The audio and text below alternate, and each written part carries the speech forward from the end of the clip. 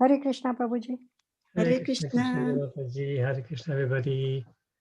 Hare Krishna. Hare Krishna. Hare Krishna. Hare Krishna, Prabhuji. Hare Krishna. Hare Krishna, Prabhuji. Hare Lord. So nice to see you all again. Hare Krishna, Prabhuji. Hare Krishna, Prabhu. Hare Krishna. Hare Krishna. I can see my good friend Purushottam Prabhu is here. Thank you for joining, Prabhu. Hare Krishna. I hope you're feeling better today. Hare Krishna. That's great. Okay, so right, devotees, once again, welcome to chapter a day Bhagavad Gita. Today we're going to start a brand new chapter, chapter 13. Very exciting chapter, very technical chapter, but enjoyable all the same. So we will begin the reciting. I think we got Prema Vilasini Mataji doing the Sanskrit and Chandra Chaitanya Prabhu doing the English today, right? Husband and wife team. Wonderful. So It's the other way around, Prabhu. I'll do the Sanskrit and she'll do the English. Okay, sorry, okay, fine. So I got it wrong way around. Great, all right, looking forward to that. Let me just share the screen and then you can start. 1 second. Thank you.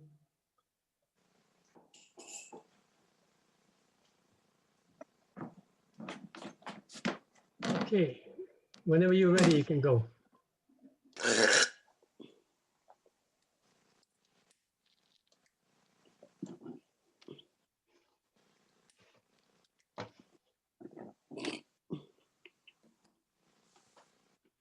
Om Namo Bhagavate Vasudevaya.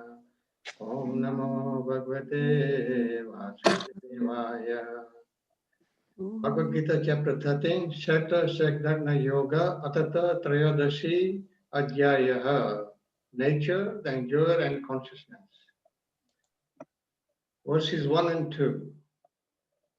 Arjun Vacha Prakritim Purusham Chaiva Kshetram Kshetra Jnanam Evacha Etad Veditam Ichami Gnanam Gneyam Cha Keshava Sri Bhagavan Vacha Idam Shariram Konteya Kshetram Iti Abhidiyate Etadyo Vetitam Prahu Kshetragna Iti Tat Vidaha.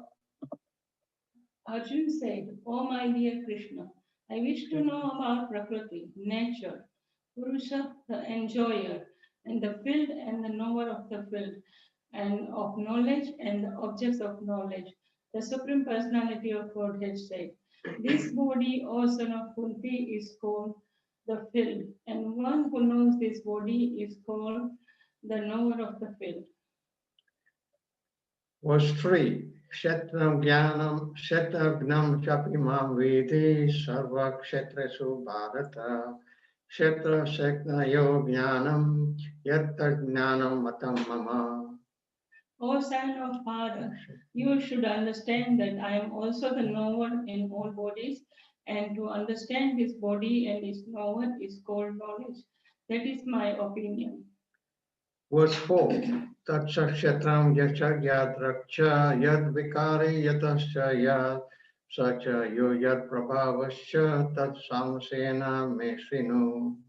Now please hear my brief description of this field of activity and how it is constituted, what its changes are, whence it is produced, who that knower of the field of activities is, and what his influence are. Verse 5. Rasabir Bahuda Gitam Chandokter Vivide Prithak Brahma Sutra Padeshaiva Hetu Madbir Vinishchite. That knowledge of the field of activities and of the knower of activities is described by various sages in various Vedic writings. It is especially presented in Vedanta Sutra with all reasoning as to cause and effect. Verses 6 and 7. Mahabhutani Ahankaro Buddhir Avyakam Evacha Indriyani Dashaikam Cha Pancha Chendriya Gochara Icha Dvesha Sukam Dukam Sangatas Chetana Dhriti Etakshetram Samasena Savikaram Udharitam. The five great elements, false ego, intelligence, the unmanifested, and the 10 senses, and the mind. The 5 sense objects, desire, hatred, happiness, distress, the aggregate, the life symptoms, and convictions. All these are considered in summary to be the field of activities and its interactions. Verses 8 to 12. Amatitvam adambitvam ahimsa kshantir arjavam acharyo pasanam shaucham teryam atma vinigraha indriyatesu vairagyam ahankara ana evacha janma mityu jara vyadi dukkha darsanu darshanam Asakti anabhishvanga putradara gridadeshu nityam cha samakitatvam istanisto papatishu mai cha nandya yogena bhakti avyavicharini viktadesha sevitvam arati jana samsadi adhyatma jnana nityatvam tattva gnanata darshanam eta gnanam iti proktam agnanam yad atonyata.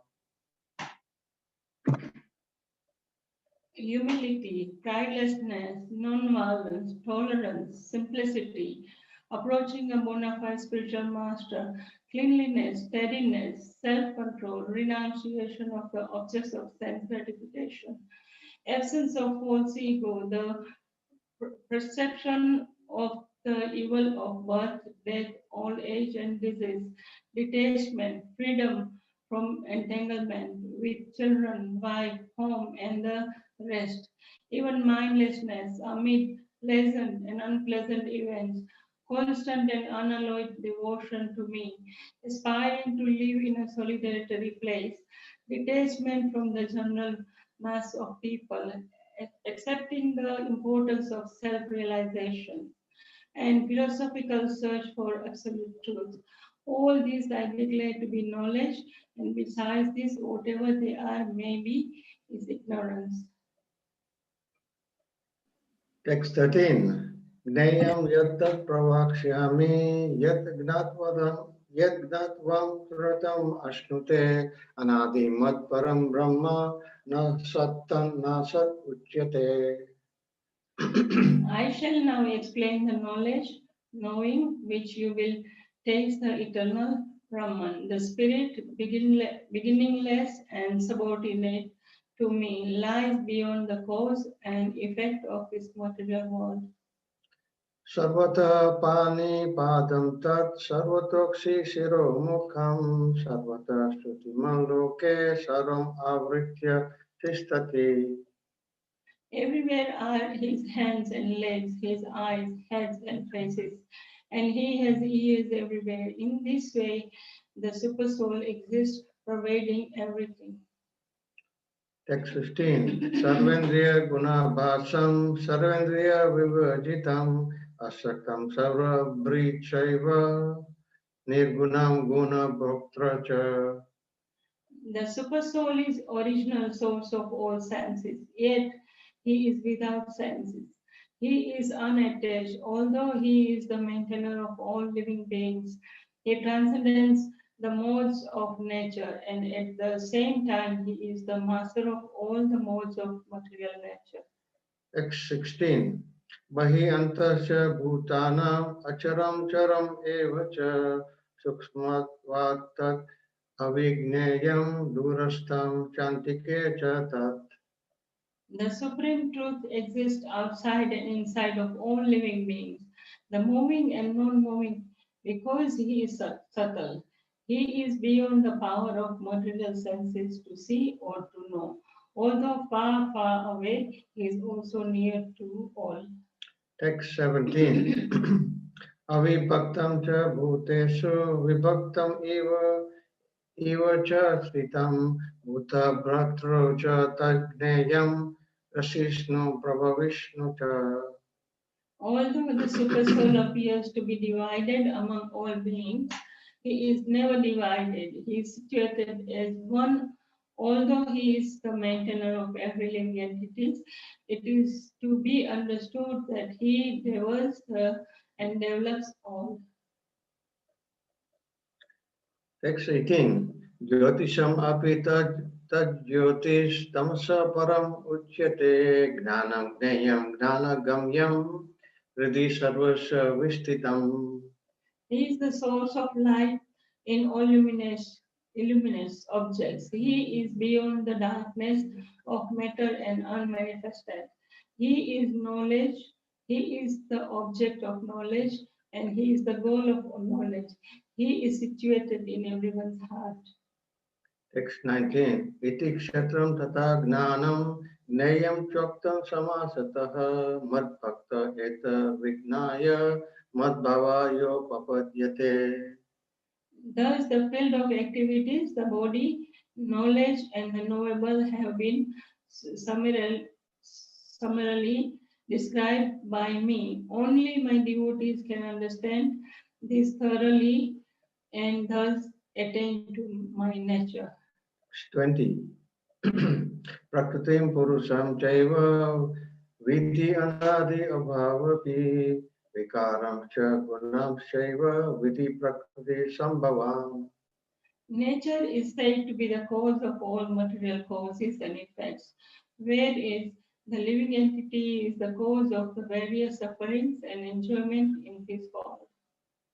Text 21. Karya karana kartratve hetu prakriti uchyate purusha sukha dukkhana voktratve hetu uchyate. The living entity in material nature thus follows the ways of life, enjoying the three modes of Hare nature. Krishna. Sorry, I think the translations are going a little bit out of sync. Is that anybody noticed that? Yes, Yes, Prabhuji. Prabhuji. Yes, Prabhuji. One out. Yeah, 1 hour. So because when Prabhuji is doing the Sanskrit of 21, Prabhuji is reading 22, something like that. So let's just start from 21 again. Prabhuji, if you Yeah, let's do that. Yeah. Thank you. Sorry, Prabhu. No problem, no problem. Text 21. Karya karana kartratve hetu prakriti uchyate purusha sukha dukkhana voktratve hetu uchyate. Nature is said to be the cause of all material causes and effects, whereas the living entity is the cause of the various sufferings and enjoyment in this world. Text 22. Purusha prakriti stohi bhunkte prakriti jan gunan karanam guna sangosya sat asadyone janmasu. The living entity in material nature thus follows the ways of life, enjoying the three modes of nature. This is due to his association with that material nature. Thus, he meets with good and evil among various species. Text 23. Upadrastanu mantacha bharta bhokta maheshwara paramatmeti chapi yukto dehesmin purusha para. Yet in this body there is another, a tabernacle enjoyer, who is the Lord, the supreme proprietor, who exists as the overseer and promoter, and who is known as the super soul. Text 24. Ya evam veti purusham prakritim cha guneshaha sarvata vatmanapi na sa bhuya bijayate. One who understands this philosophy concerning material nature, the living entity, and the interaction of the modes of nature is sure to attain liberation. He will not take birth here again, regardless of his present position. Text 25. Dhyane natmani pashyanti kechit atmanam atmana anya sankhena yogena karma yogena chapare. Some perceive the super soul within themselves through meditation, others through the cultivation of knowledge, and still others through working without fruitive desires. Text 26. Anye trevam ajananta Shutvan yebhya upasate tepi chati taranti eva mrityum shruti parayana. Again, there are those who, although not conversant in spiritual knowledge, begin to worship the Supreme Person upon hearing about him from others. Because of their tendency to hear from authorities, they also transcend the path of birth and death. Text 27. Yava sanjayate kinchit sattvam stavara jangamam kshetra shetagna samyoga tadvidi bharata sabha. O chief of Bharats, know that whatever you see in existence, both the moving and non-moving, is only a combination of the field of activities and the knower of the field. Text 28. Samam sarvesu bhutesu tishtantam parameshwaram vinashyatsva vinashyantam yapashyati sa pashyati. One who sees the super soul accompanying the individual soul in all bodies, and who understands that neither the soul nor the super soul within the destructible body is ever destroyed, actually sees. Text 29. Samam pashyami sarvatra samavishtitam ishvaram nahi vinasti atmanatmanam tato vyapi parangatim. One who sees the super soul equally present everywhere in every living being does not degrade himself by his mind. Thus he approaches the transcendental destination. Text 30. Prakrityaiva cha karmani kriyamanani sarvasaha ya pashyanti tatatmanam akartaram sa pashyati. One who can see that all activities are performed by the body, which is created of material nature, and sees that the self does nothing, actually sees. Text 31. Yada bhuta prathak bhavam ekastam anupashyati tata eva cha vistaram brahma sampadi tada. When a sensible man ceases to see different identities due to different material bodies, and he sees how beings are expanded everywhere, he attains to he Brahman perceptions. Text 32. Anaditva nirgunatvat parmatmayam avyaya sharirosti iti konte na karoti na lipyate. Those with the vision of eternity can see that the imperishable soul is transcendental, eternal, and beyond the modes of nature. Despite contact with the material body, O Arjun, the soul neither does anything nor is entangled. Text 33.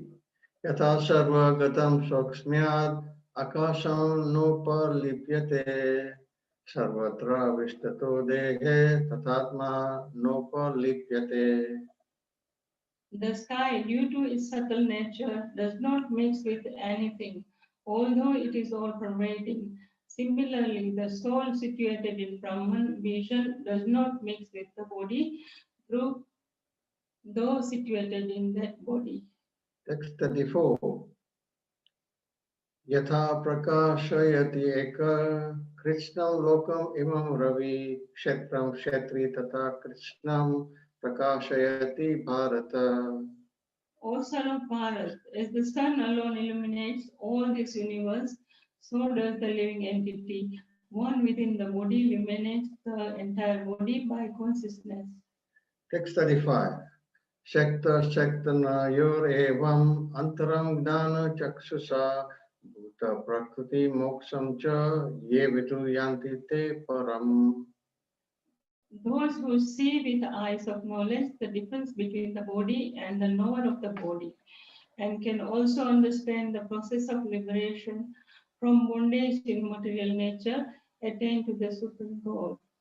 Om Tat Sat iti Srimad Bhagavad Gita su Upanishatsu Brahma Vidyayam Yoga Shastra Shri Krishna Arjun Samvade Kshetra Kshetragna Yogo Nama Trayodasho Adhyaya.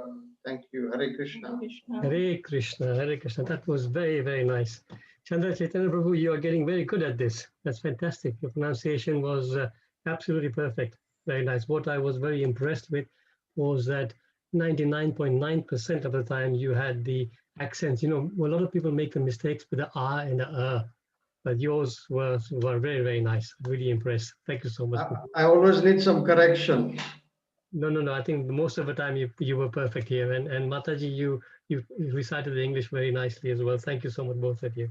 Yeah, Sanskrit is a nice language, but sometimes you need a bit of practice. Yes, I can see you have practiced well today. Thank you so much. Very nice. Thank you. Hare Krishna. Thank you for giving us opportunity. Hare Krishna. Okay, so we will now go to the. Okay, sorry if I can just close that.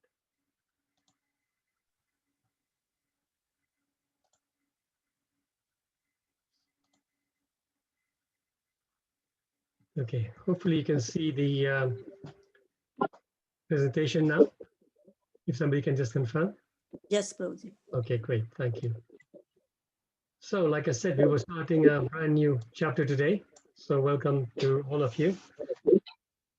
Let me just mute somebody. That's it. So, chapter 13. So, 13 entitled Kshetra Kshetragya Yagya. Sorry, Kshetra Kshetragya Yoga. Nature, the enjoyer, and consciousness. The chapter summary. So because we are starting, normally we just do the summary of the section that we're on. But what we'll do today is we'll go through the whole chapter summary. So we get a overview of where we are. And then we can go and drill down into the current section. So the first section, which is text 1 to 7, Arjun will ask 6 questions to Krishna for clarification, and Krishna will answer 2 of them. Then from 8, I'm just saying in text 1 and 2 is answering 2, but of course in this section is answering all of them, up to 7, yeah. Then 8 to 12, Krishna explains the process of knowledge and liberation. 13 to 19, Krishna will explain the object of knowledge. 20 to 26, Krishna explains the Prakriti, Purusha, and their union. 27 to 35, last section, Jnana Chakshu, the vision of knowledge. So all this is very technical and may not make any sense right now, so don't worry too much about it. As we go through these sessions, you will find it very, very interesting. So what we want to look at next is how this chapter fits into the Gita overall. So the first 6 chapters of the Bhagavad Gita they cover Karma Yoga. Can anybody tell me what the next 6 do? 7 to 12? Bhakti Yoga. Bhakti Yoga. Yes, Dhyan Bhakti Yoga. Yoga. Bhakti Yoga. And then the last 3, Jnana Yoga. Jnana Yoga, exactly. So it's quite amazing how it is structured. So you can imagine that in any book, the climax will be at the end, right? You would sort of build up slowly and get to the end with the climax.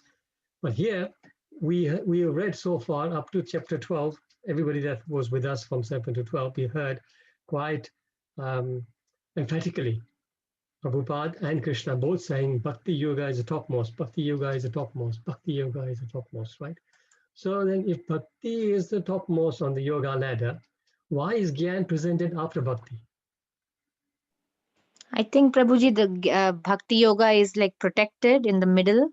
And so Karma Yoga is in the beginning and Jnana Yoga is in the end, and Bhakti Yoga is like protected and the That's most right, yes. important. That's definitely one of the answers. Thank you, Rupa Mataji.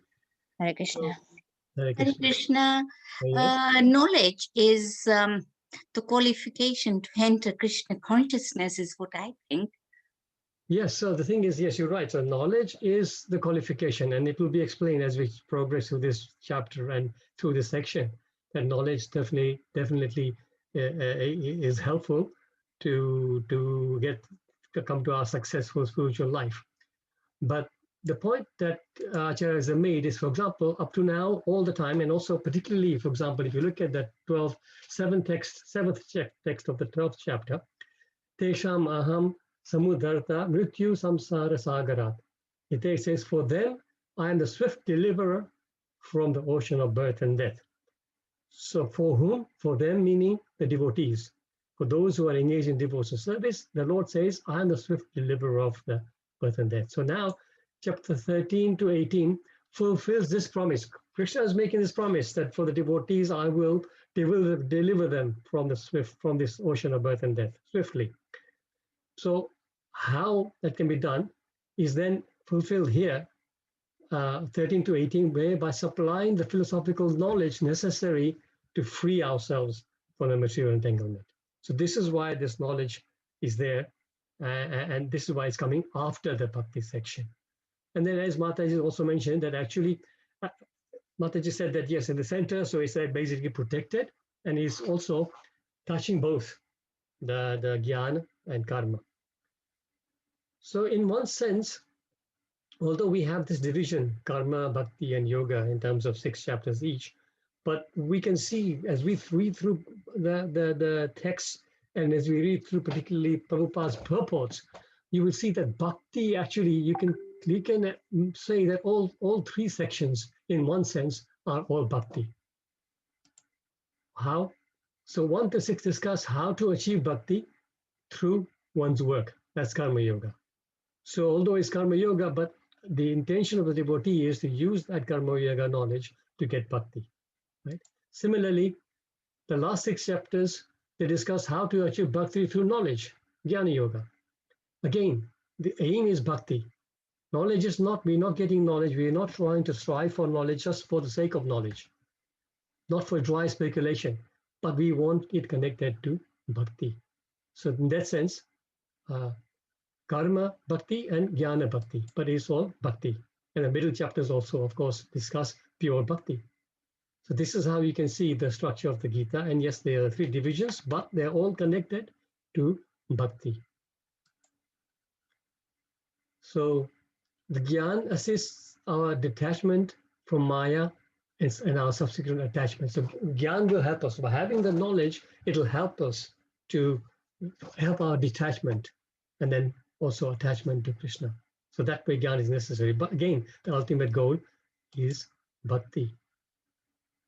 And when we realize knowledge as a means to attain devotion, then it becomes part of bhakti. Like I was saying, otherwise knowledge is on its own, is not much good. So without the touch of bhakti, both karma and jnana are inadequate. So they will give you some benefit, of course, how to live life properly, what to do, what not to do. But if bhakti hasn't developed, then our purpose of human life is not completely fulfilled. As we know, the purpose of human life is to develop love for Krishna. So just karma and dry knowledge cannot give us love for Krishna. So here it says, Acharyas is saying there is another reason why discussion of bhakti comes in the middle of Bhagavad Gita, because it can remain in contact with both karma and jnana, and thus lend them the value of bhakti. Also, as I think Rupa Mataji or somebody mentioned, that into the middle is protected, just like a pearl. A pearl is always within the shell. So you got the two sides, both sides of the shell protecting the pearl. Anything valuable is always protected like that. It is also said that when a king is out on procession, you don't see the king right up in the front. King is always surrounded by his associates and soldiers. So like that, anything valuable, we have whatever valuable. For example, if we have something really valuable in our house, we won't keep it at our front door or not at the back door. We will keep it right somewhere deep in our house in a safe or somewhere like that. So this is why bhakti is protected, but it is the main substance for us devotees. That is to be understood. So we'll come to this the beginning. The first 2 verses are combined together. Om Namo Bhagavate Vasudevaya Om Namo Bhagavate Vasudevaya. Om Namo Bhagavate Vasudevaya. Arjuna Uvacha Prakritim Purusham Chaiva Kshetram Kshetragyam Evacha Etat Veditum Ichhami Jnanam Gyeyam Cha Keshava.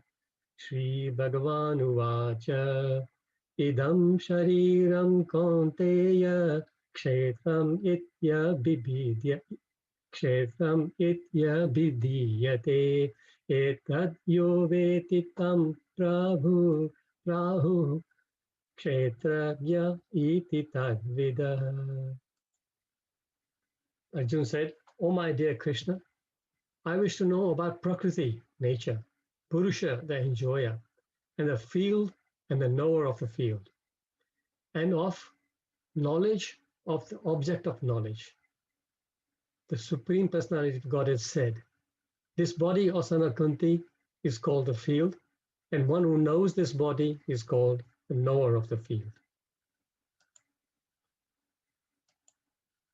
So we just go through, as usual, the main points of the purport. So Arjuna is inquiring about six matters, 6 subject matters. What is Prakriti? He says. Prakriti, Sanskrit word, it means material nature. Arjuna wants to know from Krishna, what is Prakriti? Then he wants to know who is the Purusha? Who is the enjoyer of this material nature? Krishna. Yes, we come to that because it's Krishna and also, in a way, the living entity. He tries to enjoy. Then, Kshetra.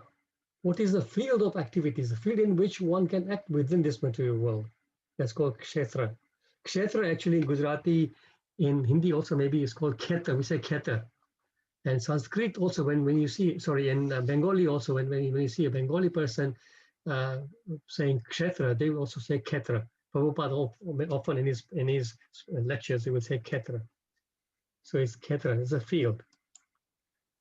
Ksheta Gna. Gna means the knower. Who is the knower? So entity which experiences the field of action. Who is the one who's experiencing it? Jnana. Knowledge and the process of acquiring this knowledge. And Gyayam, the object of knowledge. So these are 6 technical things that Arjuna wants to get clarified. And then Krishna then answers. Krishna is in this particular, today what we're going to cover, he's going to just answer the questions 3 and 4. It's strange how Krishna just decides to, he starts his answer from 3 and 4, but that's how it is. Krishna's completely free to do what he likes, but he doesn't address 1, 2, he either goes to 3 and 4 straight. So he will answer that. And he's saying Kshetra is this body, and that is called the field. That's called the Kshetra. Our body is a Kshetra, and the knower of the Kshetragya is one who knows his body, is called the knower of the field. So the soul, our soul knows this body. So our soul is Kshetragya, and the body is Kshetra for this purpose now. Right? So when we say the body includes the mind, the intellect, the ego, all other components. So we have to understand that the body includes all that. Also the material energy that comprises our personality. That is Kshetra. That's the Kshetra. So now we carry on looking at the purport. So Prabhupada says the body is a field of activity for the conditioned soul. The question he covers in the purport is, why does the conditioned soul get the body? We've covered this many times before. Anybody can say that? Prabhuji, according to the desire, and the mind carries the desire, so the subtle body creates the gross body. Perfect. Yes, thank you so much, Mataji. Okay, The conditioned soul is entrapped in material, and because he attempts to load over material nature. See, because of the desires in the mind, as Rupa Mataji said, we come with the desire. We actually have fallen from the spiritual world to the material world because we wanted to load it over. Prabhupada uses this term quite often, load it over material nature. So we want to be the master of material nature. And that's what we all try to do every day. Whatever we do, we try to be, we're going to just try to control everything, including material nature. So this is why the conditioned soul gets the body. Otherwise, we don't have a material body. We have a spiritual body. We get a material body because of this mind and our desires to lord it over material nature. What is the criteria? The Prabhupada covers in the purport. Criteria to decide which body one gets. Again, I think Rupa Mataji explained that is the desires. So according to the capacity, our purport says, according to the capacity to dominate material nature. So we will get a body suitable to our capacity to dominate material nature. So somebody will get a very powerful body with powerful mind, powerful abilities and everything. They will be able to control material energy much more than somebody who's average or below average, who's got just average body, average like that. So according to the capacity to dominate, that is the kind of body you get. And according to the capacity to enjoy sense gratification, also one gets a particular type of body. So we all have, of course, this desire to enjoy sense gratification. So once again, the amount of desire that we come with, that kind of body we get, is very much tailored for us. There's a verse in Srimad Bhagavatam, 3rd canto, chapter 31, text 1, very famous verse, where this type of body and how we get the type of body is explained. Does anybody know this verse? Any Bhakti Vaibhav students here? This was one of our memory verses. Vishalini Mataji, I think I saw her earlier. She's here. Yeah, she's here again. Can't remember, Prabhu. sorry to put you on the spot. That's all right. Now you know, right? Shri Bhagavan Vacha Karmana Daiva Netrena Jantu Deho Papataye Striya Pavishta Udaram Pumsho Veta Kanashaya. Very, very instructive verse, this one. The personality of God has said, under the supervision of the Supreme Lord and according to the result of his work, the living entity, the soul, is made to enter into the womb of a woman through the particle of male semen to assume a particular type of body. So our body is tailored for us. And who is the master tailor? Who gives the design? Who gives the proper measurements and everything? Krishna. Krishna. Actually, yes, eventually Krishna and material nature, but the designer is us. The living entity design. We design our own body. Krishna has set the rules that according to this kind of desires, you will get this kind of body. The rules are set. And material nature has got the job to then give somebody a body according to those rules. So those are set.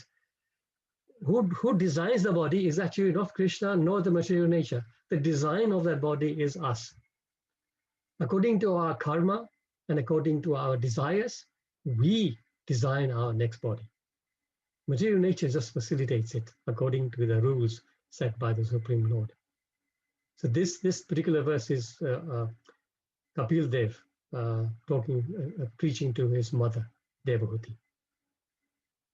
So we, as they say, as you sow, so shall you reap, right? So a farmer sows a seeds in a field, and then whatever the harvest he gets, it is what seeds he put in. If he puts in wheat, he'll get wheat. He can't expect to get apple trees if he puts wheat there, right?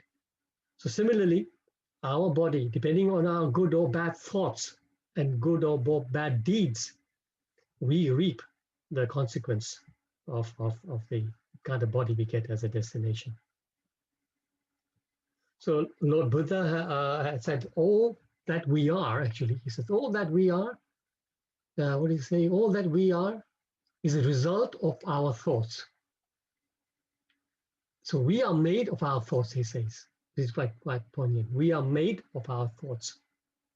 And there's a great American philosopher, name was Ralph Waldo. And he says that the ancestor of every action is thought. Quite nicely, right? The ancestor of every action is thought. How does it work? So we have thought that develops into contemplation. Contemplation develops into desire. Desire ultimately ends into an action, and that action becomes a reaction. And that reaction eventually then builds like our habit, and that habit then gives us that the whole set of situations where will give us a new body. So that thought, everything starts with. So we have to be very, very careful about our thoughts. Fortunately, in the age of Kali, in the previous ages, it is said that we would incur karma for every thought that went through our mind. Imagine how that would be. Now, fortunately, because in the age of Kali, we are so degraded that Krishna made that concession that our thoughts, fortunately, do not create karma directly. So, but when we allow those thoughts to result into action, as we just went through the sequence, that is when we incur karma. So we have the ability and the intelligence as a human being to try and stop those thoughts in their tracks and not let them develop into actions. And this is the intelligence of a sane human being. So there's another verse, 554. Nunam pramatta kurute vikarma yad indriya pretiya apranoti nasadu manye yat atmanoyam asan api kleshada arsadeha. Oh, you know what we didn't do? We didn't read the purport, my goodness. I just realized we haven't read the purport, and we're almost coming to the end of the class. It's quite a long purport as well. So I'm so sorry, devotees. I think the way my slides were set on the laptop, we're just going to go back to the purport. We must read the purport. We cannot ignore Prabhupada's purport. So I'm so sorry, devotees. We'll have to, you'll have to excuse me, and we'll have to go a little bit over because the purport will take a little while to read. Let me just get the purport up. Right. Okay. So let's see who can read the purport. We've got Tibi Gorangi Mataji. If you can read the first, there's two paragraphs. We can read the first paragraph, please.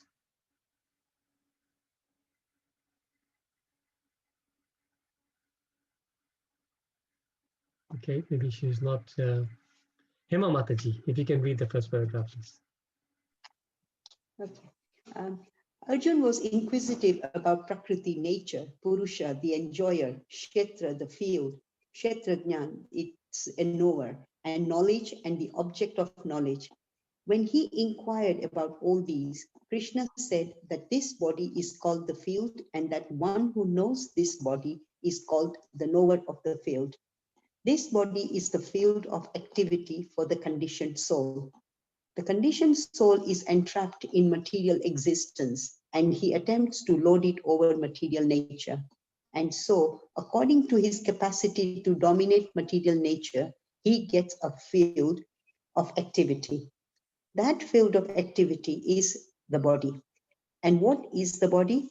The body is made of senses. The conditioned soul wants to enjoy sense gratification. And according to his capacity to enjoy sense gratification, he is offered a body or field of activity. Therefore, the body is called Kshetra, or the field of activity for the conditioned soul. Now, the person who identifies himself with the body is called Kshetrajna, the knower of the field. It is not very difficult to understand the difference between the field and its knower, the body and the knower of the body. Any person can consider that from childhood to old age, he undergoes so many changes of body and yet is still one person remaining. Thus, there is a difference between the knower of the field of activities and the actual field of activities. A living conditioned soul can thus understand that he is different from the body. It is described in the beginning, Dehinosmin, that the living entity is within the body and that the body is changing from childhood to boyhood and from boyhood to youth and from youth to old age. and the person who owns the body knows that the body is changing. The owner is distinctly Kshetrajnan. Sometimes we think, I am happy, I am a man, I am a woman, I am a dog, I am a cat. These are bodily designations of the knower. But the knower is different from the body. Although we may use many articles, our clothes, etc., we know that we are different from the things used. Similarly, we also understand by a little contemplation that we are different from the body. I or you or anyone else who owns the body is called Kshetrajnan, the knower of the field of activities, and the body is called Kshetra, the field of activities itself. Thank you, Mamataji. Avinash Prabhu, maybe you can continue reading that next paragraph. In the first 6 chapters of Bhagavad Gita, the knower of the body, the living entity, and the position by which he can understand the Supreme Lord are described. In the middle 6 chapters of the Bhagavad Gita, the Supreme Personality of Godhead and the relationship between the individual soul and the super soul in regard to devotional service are described. The superior position of the Supreme Personality of Godhead and the subordinate position of the individual soul are definitely defined in these chapters. The living entities are subordinate under all circumstances, but in their forgetfulness, they are suffering. When they enlightened by the pious activities, they approach the Supreme Lord in different capacities, as the distressed. Those in want of money, the inquisitive, and those in search of knowledge. That is also described. Now, starting with the 13th chapter, how the living entity comes into contact with material nature and how he is delivered by the Supreme Lord through the different methods of fruitive activities, cultivation of knowledge, and the discharge of devotional service are explained. Although the living entity is completely different from the material body, he somehow becomes related. This also is explained. Thank you, Avinash Prabhu. Srila Prabhupada Ki Jai. Once again, my apologies, devotees. We should be reading this before we started to discuss it, but now you can see some of the things I was speaking will now probably make sense. So, okay, well, back to the slides. So we just we recited this verse in the 5th canto, 5th chapter. This is who's speaking this verse? I've forgotten for a minute, but it's the 5th chapter, 5th canto, the 100 sons of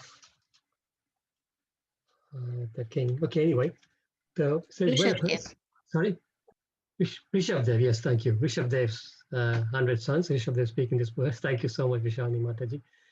My mind completely got scrambled there. When a person considers self-gratification the aim of life, he certainly becomes mad after materialistic living and engages in all kind of sinful activity. He does not know that due to his past misdeeds, he has already received a body which, although temporary, is a cause of his misery. Actually, the living entity should not have taken on a material body, but he has been awarded the material body for sense gratification. Therefore, I think it not befitting an intelligent man to involve himself again in the activities of sense gratification by which he perpetually gets material bodies one after the other. Prabhupada used to quote this verse quite often. That's why you will see also in many of my classes, I do bring this verse up. It's very, very important verse. Then just to carry on the purport, it says, now the person who should not identify himself as a body is, who should not identify with the body is called Sattagya. So the soul, we should not identify with the body, the knower of the field. It is not very difficult to understand that the difference between the field and its knower, the body, and then the knower of the body. So this is all different. And he quotes that 2 words. It's a Dehi Nosmin. I think everybody knows this verse, right? Anybody? Yes. Dehinosmin yatha dehe kaumaram yoanam jara tatha dehantatapti hirastatra namuyati. Very good, thank you. So we don't need to go through the translation. We all know this verse very well. So Prabhupada quotes that verse again quite often. So all these designations, I am this, I'm Indian, I am American, I am a man, I am a woman. All those things are just temporary designations for the soul. The soul has nothing to do with all that, and this is why we need to just keep remembering that and do things for the soul rather than the body. And Prabhupada compares the three sections of Bhagavad Gita in this purport. He's saying the first 6 chapters discuss the knower of the body and the position by which he can understand the Supreme Lord. That's Karma Yoga. And middle 6 chapters, the Bhakti Yoga discuss the Supreme Personality of Godhead and the relationship between individual soul and the super soul in regards to devotional service. And then he mentions here in that middle chapters the superior position of Krishna and subordinate position of a living entity. Anybody can connect a verse to this?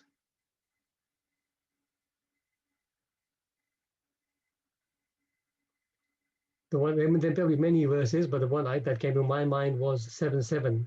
Mata parataram nanyat kinchit asti dhananjaya mahi sarvam idam protam sutre gani manigana eva. That there is no truth superior to me, he says, and everything is connected to me, just as pearls are strung on a thread. And then the next thing is say 4 kinds of pious men who approach the Supreme Lord. Again, there's a nice verse that is connected to this. Anybody know this? I'm sure you will.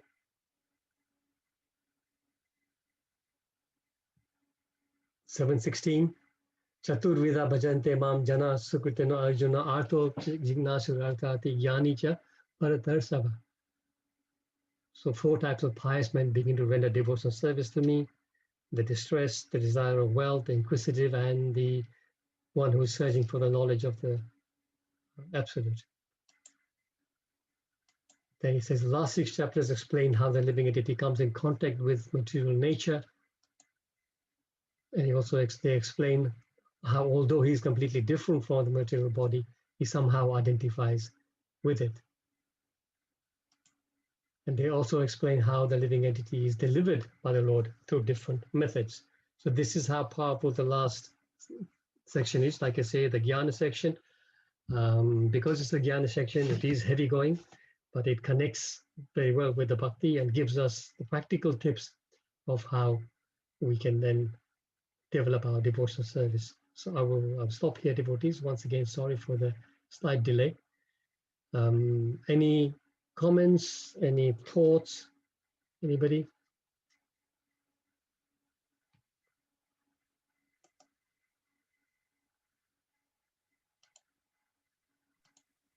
Prabhuji, Yes. so you said that thoughts don't have any reaction. So is it because if a thought is not taken into action, then there is no reaction, if the thought stays as a thought? Exactly. So this is the concession we have in the Kali Yuga. In the previous yugas, even the thoughts would incur karma. But in Kali Yuga, the Lord realized that the people are so degraded that all sorts of thoughts will be going through the minds of these fallen souls. So if I don't give them the concession, then all of them will be sinners to a very big degree. So this is why our thoughts in Kali Yuga, fortunately, don't incur karma. But if you allow those thoughts to develop into contemplation and then desire and then action, this is when we get into trouble. So this is why we have a chance to stop them at all those stages. Right. Yes. Thank you. Yes. Thank you. Prabhuji, nowadays I think the scientists have researched that there are like 70,000 to 80,000 thoughts coming and going in a day, which is absolutely bewildering. How Yes. much our mind is a monkey, how much it jumps. Exactly. 70 to 80,000. So it's too much. If you imagine yeah. if even half of those, maybe in my case it'll be maybe 90%, but even half of thoughts are sinful thoughts. Then imagine how much sin we'll be creating ourselves for every minute. So Yeah, it's bewildering. Yeah. Prabhuji, Yes, Puja Mataji. that is something that I learned today, because so far we knew that even a thought, like if you want to give something and a bad thought that, oh, why should I be giving, but I have to give, then that would incur a karma. But it doesn't do like that if you suppress that thought. No, the thing is, yeah, okay. Two things here we are talking about. Karma, it doesn't incur. A thought doesn't incur karma in Kali Yuga. That's one. Secondly, any action that you do, like you mentioned, if your thoughts are negative when you're doing something, then the mode changes. So example I can give you is that if I'm phoning somebody, very, very pertinent this, if I'm phoning somebody for Live to Give campaign, and I say, Prabhuji, sorry, I haven't been in touch so long, how are you, all that, and then I say, we're doing this wonderful campaign, can you please either take 15 Gitas or sponsor them and everything. And if that Prabhuji very happily does it, that's in the mode of goodness. But if the thoughts at that time in his mind are that this Mukund Hari Prabhu, he's such a nasty character, never ever called me before, and now suddenly he's calling me, asking me all this, and he just is after my money. But anyway, I have to do it because he's calling me. With that grudging mentality, then those thoughts change your action from the mode of goodness to the mode of passion or ignorance. So yes, this way the thoughts do affect our actions, but not karma directly. Yeah, well explained. Thank you, Prabhuji. Thank you, Puja Mataji.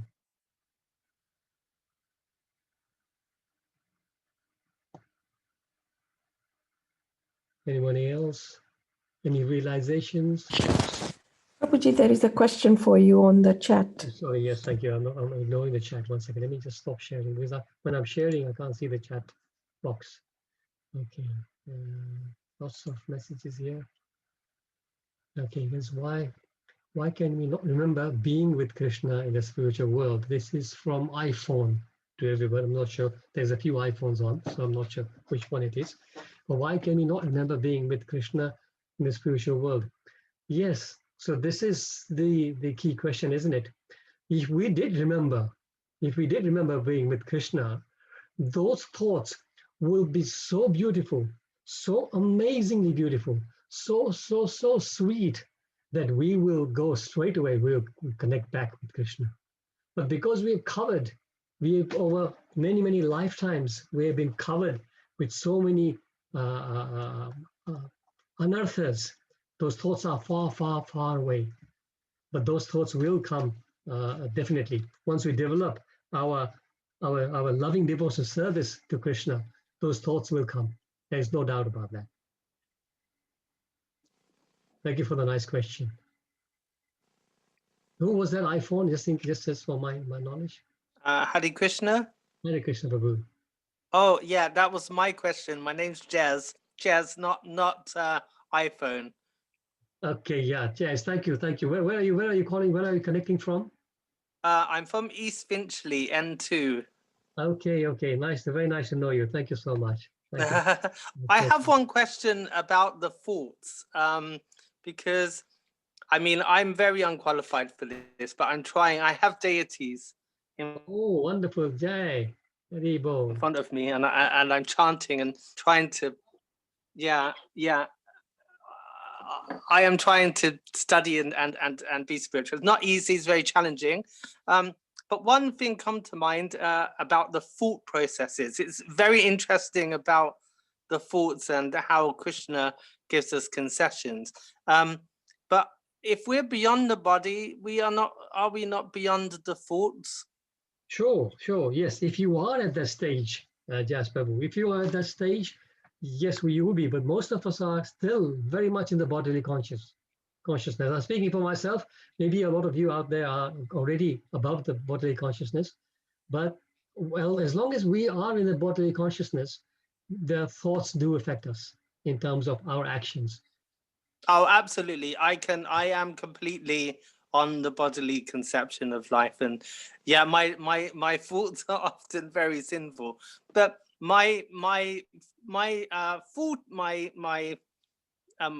what I'm trying to say is that can help somebody to know that you're beyond those, so you can watch them and not be affected.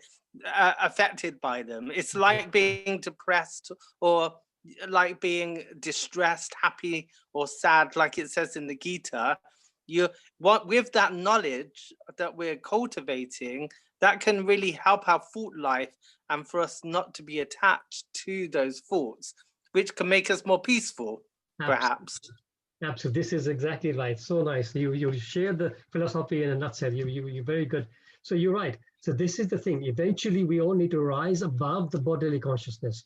And once we have succeeded in doing that, and it's a process, of course, it doesn't happen overnight, devotees. It's a process. You will start getting to a stage where you will be able to, thoughts will come. Thoughts you cannot stop because our mind is active and it will come, right? There are certain philosophers, especially in India, their philosophy is to just try and block the thoughts. You can't do that. Thoughts will come. But we have to be experts at ignoring those unfavorable thoughts. So as we practice more and more, gradually we will be able to back off more and more of these bad thoughts, right? And then in the perfectional stage, those thoughts will also stop coming because they realize there's no point because I'm being ignored. I think with me, it is those thoughts that put me off spiritual life and put me off Christian, because the theology is so high and the standards and the regulations and the principles are also high that the average person who has lots of negative thoughts and sinful thoughts and, it can create guilt and that you're not worthy to be in front of these deities or not worthy to be reading these literatures. I think this is a common theme with spiritual activities. Sure, but this is why, as I was saying, we have to realize it is a process and not, okay, we have to know the goal, certainly, but we should not be too worried about not getting there too soon because it is a process. It is slow. It can be fast for some people. It can be slow for other people. But as long as you're connected to it, if you are connected to the process, Prabhu, you will make progress. There is no doubt about it. As Yes. It's a question of mango or ripe mango. If you're connected to the tree, if the mango is on the tree, it will get ripe. So if you're connected to the process, we will get there. So one should not be disheartened. Yes, I understand you, and that's why I do these meetings, and they're incredibly helpful and uplifting. Yeah, But thank you. Thank you for sharing that, Prabhu, because you're right. A lot of people are in a similar situation, but the main thing Prabhupada says, the day that you have decided to take a book and read it, have deities, start chanting, that is your process started. You're already well ahead of a lot of other people. Billions and billions of people haven't even got to that stage. So we should consider ourselves lucky that one way or the other, somehow, we have come in contact with Srila Prabhupada's philosophy through some devotees, and we're making this progress. And it is said a little progress made on this path will take us a long way. Yes. Hare Krishna to that. Yes. Thank you. Hare Krishna. Hare Krishna, Prabhu, if I can add, I mean, isn't it that we have at least come in the shower, so we are getting cleansed? Exactly. So the main thing is we are at least taking the shower, and slowly we will get cleansed as we keep on progressing. Absolutely. There's a nice story. I'll try and give you a quick story about that, about how this old man used to sit there and do his chanting, do his reading every day, almost the whole day. And his grandson, who was quite modern, he says to him, Grandpa, you seem to be wasting your time. What are you doing all this all day long? And he doesn't really seem to make any difference.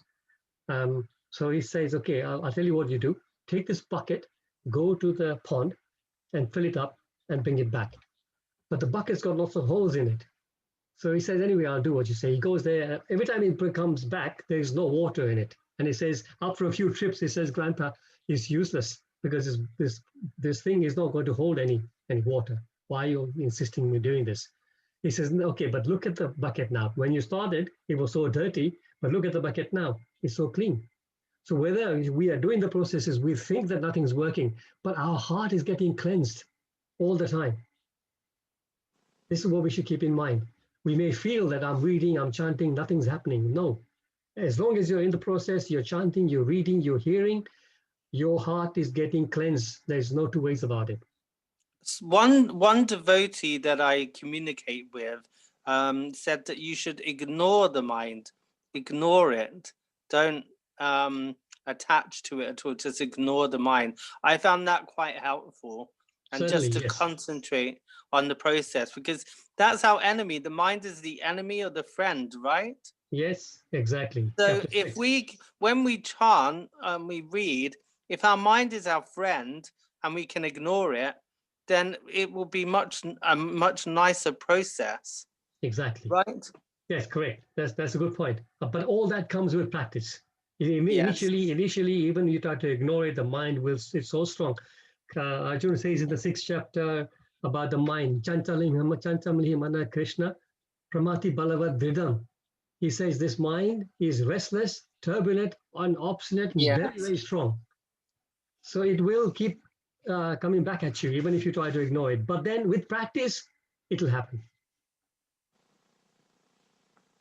So we just keep the practice going. I'm just going to quickly go through the chat to see if there's any questions. Lot of appreciation for wonderful recitation by Chandra Chaitanya Prabhu and Prem Pilasi Mataji. So thank you all for that. Thank you, lovely. Hare Krishna, Prabhuji. Hare Krishna, Rupa Mataji.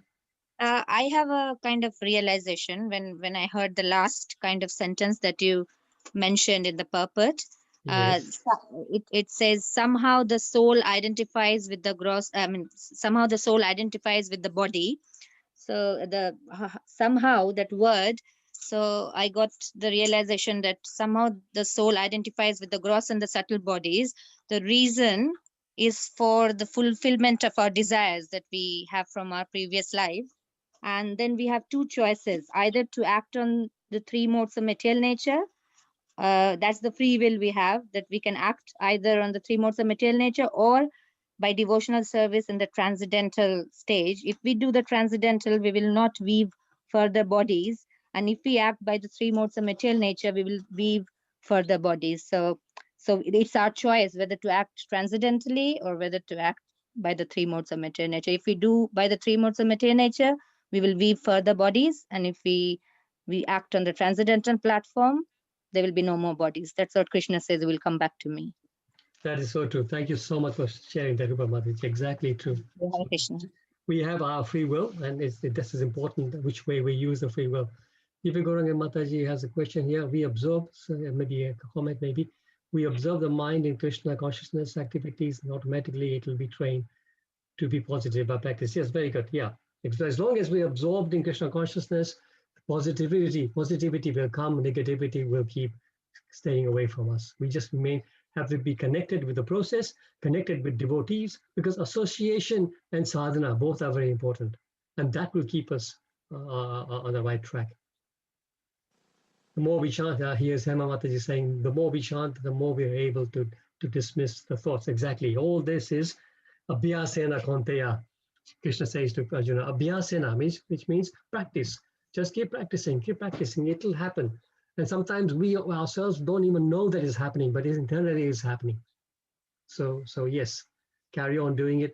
Neha brikamanasnosti pratyavayana vidyate. In this endeavor, there is no loss or diminution, Krishna says. That a little advancement on this path can protect you from the most dangerous type of fear. So the process is there. Process works. We all know it works. We know the devotees who are far ahead of us, they are so happy and blissful. So we just need to follow in their footsteps. That's all. Thank you so much, devotees. Thank you so much for your contribution, Jez Babu and everybody else. Hello, Mataji, Diva Gauranga Mataji, Rupa Mataji. Thank you so much. Sorry if I left anybody's name out. But okay, we'll end the call now. It's almost 9 o'clock, so we'll stop here. Please enjoy the 13th chapter. I look forward to being with you on Tuesday again. It's a very, very nice chapter, very, very full of knowledge. So let's all take care for ourselves here. Prabhupada ki jai. Thank you, Prabhuji. Thank you, everybody. Krishna devotees. Thank Hare you. Krishna, Danvat Pranam. Thank you. Thank you, Hare Prabhuji. Krishna. Hari Bol. Krishna, Hare Bol. Hare Krishna, Prabhuji. Thank Hare you. Krishna, Vivek Gaurani Mataji. Thank you. Hare Krishna. Thank you so much. Thank you. Thank you. Hare Krishna. Hare Krishna. Hare Krishna. Hare Krishna, Prabhu. Hare Krishna, Prabhu. Hare Krishna. It was Hare really Krishna. nice. Hare Navneet Prabhu, Krishna. thank you. Hare Krishna. Chandrika Mataji, thank you. Hare Krishna. Hare Krishna, Prabhuji. Thank you for the class. Thank you, Rita Mataji. Thank you so much. Thank Hare you Krishna. so much. Hare Krishna. Hare Krishna. Thank you for your contribution too. Hare Krishna.